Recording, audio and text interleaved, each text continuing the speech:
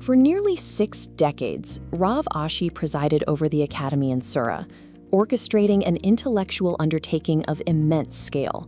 He gathered, organized, and recorded the vast scope of the Amoraic legal tradition. This intellectual assembly took place across the great academies of Babylonia, a landscape that had become the central nervous system of Jewish scholarship. The record he compiled captured centuries of continuous, living oral tradition. It contained the sharpest disputes, the nuanced rulings, and the evolving jurisprudence of multiple generations of scholars. Rav Ashi left behind a sprawling, highly complex framework of raw, unedited debate. Preserving every argument and opinion into a single corpus provided the foundation for a legal system, but an archive of debate does not automatically function as a workable constitutional codex.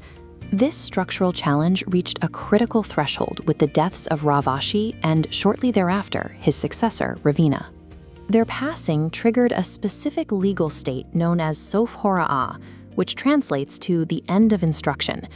Sof Hora'ah meant that the absolute, universal authority to enact new legislation across the entire Jewish world was permanently closed. This created an immediate constitutional dilemma. The legal matrix remained tangled and unedited. The era of active, living Amoraic legislation had abruptly shut down. The responsibility of managing this massive text fell to the subsequent generation of scholars, known as the Rabbanan Savorai. Led during this transition period by figures like Rav Yosef and Mar bar Rav Ashi, this group faced a very specific legal mandate. Because they operated strictly after Sof Hora'ah, they were completely stripped of the ability to legislate. They could not write new laws. To rescue the unedited text, they had to bypass legislation completely and rely on a different mechanism of jurisprudence, one that respected the sealed boundary of Hora'ah. Their defining methodology and the source of their title was Savara. This is the practice of applying pure, rigorous logical deduction to existing legal data.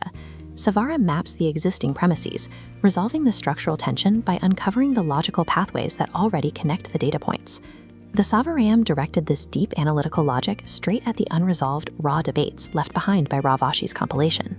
To do this, they had to excavate the underlying unspoken axioms embedded deep within the arguments of the previous generations. Logical deduction, rather than legislative enactment, emerged as the only valid tool capable of finalizing the law. The specific function the Savarayan performed is classified in the tradition as krovot lehora'ah, actions that are closely related to instruction but distinct from it. This precise classification permitted them to intervene structurally in places where the Amoraic text was fractured or dangerously ambiguous. They executed precise editorial actions. They clarified highly complex gaps, inserted necessary connective syntax, and answered hanging questions in the original compilation. Every single structural fix they applied was derived purely from the internal logic of the existing text. The mandate of krovot lehora'ah provided the exact mechanism needed to transform a raw, fractured debate into a highly operable legal system, all without adding a single new law to the books. The most profound legacy of the Savaraim lies in how they chose to present their work. They did not publish external commentaries or append footnotes to Rav Ashi's compilation. This is a physical layout of the finalized Talmud text. The Savaraim meticulously wove their deductive clarifications directly into this central block of Hebrew script. Distinguishing the original Amoraic legislation from the Savaraic connective tissue now requires deep structural analysis. These two layers, the core rulings and the logical architecture mapping them, lock together perfectly. By embedding their logic directly into the text itself, the Savaraim ensured the law would be read by future generations as a single, indivisible entity. This extraordinary editorial achievement required a precise 73-year period of relentless deduction and structuring.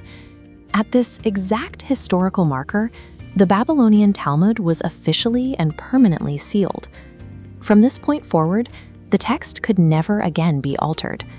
The fluid, living oral tradition had solidified into a fixed, objective text.